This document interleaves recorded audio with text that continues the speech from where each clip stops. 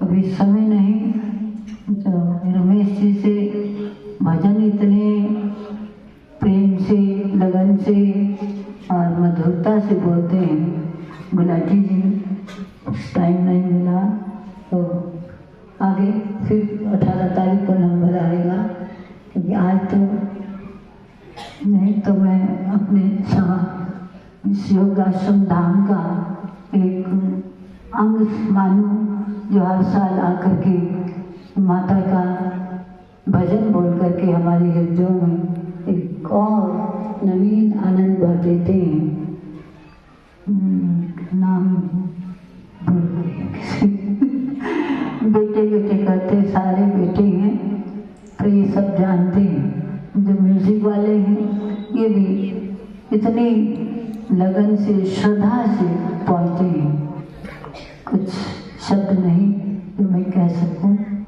जब से अपने अनिल जी जुड़े हैं, सेवादार भी हैं, सेवक भी हैं, शिष्यत्व का रूप धारण करके इन्होंने जो ये रस पाया, आनंद देते हैं और लेते हैं। इंसान कब दे सकता है? जब उसके पास, अपने पास, तभी आनंद मिलता है, अन्यथा आनंद नहीं मिलता। शब्दों में आनंद नहीं। शब्द एक शक्ति जिसे आप समझ सकें।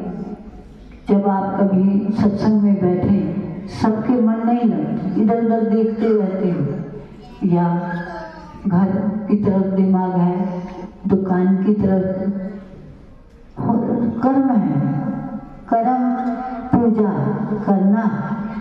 लेकिन धीरे धीरे जैसे जैसे जिस प्रांगण मंदिर में पहुंच गए तो भगवान ही याद आते हैं। सबके साथ ऐसा हो।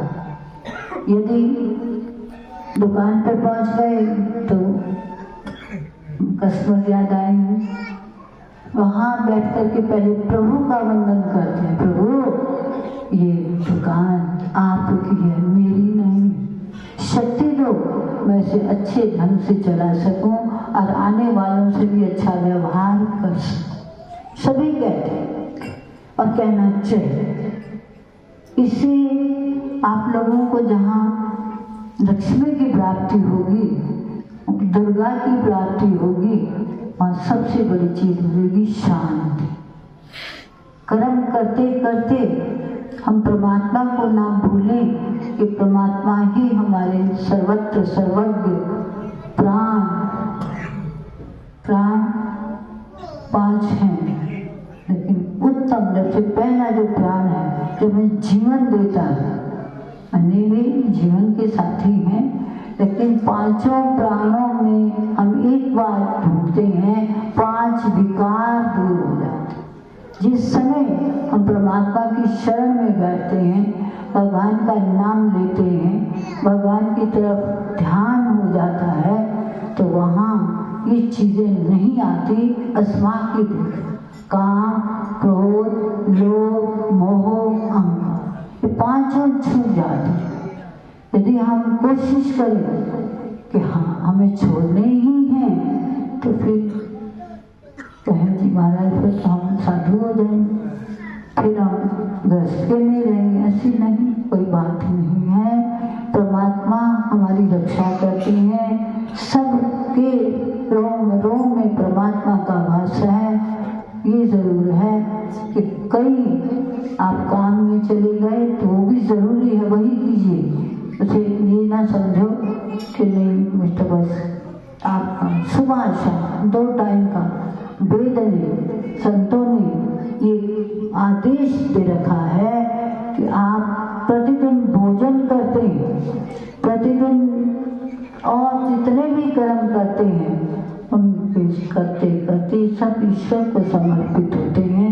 कर्म बुरा नहीं है, करो, खूब करो, दिल लगा के करो, और जिससे तन स्वस्थ रहता है, मन प्रसन्न रहता है, बुद्धि हर क्षण चेतन रह करके हर व्यक्ति को अपने अपने कर्म की याद दिलाती है। और माताओं से प्रार्थना है, माताओं आप भी रंग चुकी हो भक्ति रंग में, खूब रंग चुकी हो। उसके साथ साथ आप ये ना समझें, समय को बातों में ना खराब करें, समय को इधर उधर बैठ कर ना खराब करें। जितने हो सके कर्म करें, कर्म में व्यस्त रहें। और मैं तो सबको कर्म में व्यस्त ही देखती हूँ, कोई मुझे खाली दिखता नहीं है। आस पास बाहर अंदर मुझे लगता है सब अपने अपने कर्म में व्यस्त हैं। तो आप सबका आभार व्यक्त करते हुए अपना संत मंडल इनका भी आभार व्यक्त करती हूँ कि ठीक 10 बजे जो प्रज्वलित हुई थी तब से बैठे हुए हैं। हृदय परमात्मा की ओर है, हाथों से कुछ कर्म भी करना पड़ता है तो कर लेती हैं। यदि कि साधु कर्म नहीं करते, साधु भी उतने ही कर्म करते हैं जितने आप करते। परिश्रम सबको करनी चाहिए, क्योंकि देह इसमें तो रोगी हो जाएगा। यदि कर्म नहीं करेंगे, बैठे रहेंगे, आसन लगा करके बैठ गया और भजन करता रहा, वो जरूरी है केवल जो दूसरे कर्म नहीं करते। मैं कर्म में विश्वास रखती हूँ कि कर्म करें, साधु भी कर्म करें, गृहस्थी भी कर्म करें, सभी जितने मानव चोले में हैं सबको कर्म करना चाहिए। खाली बैठना दोष है, खाली बैठना पाप है। खाली ना बैठे, हम सब दिन प्रति 24 घंटे में 21,000 एक दिन के हैं, 21,000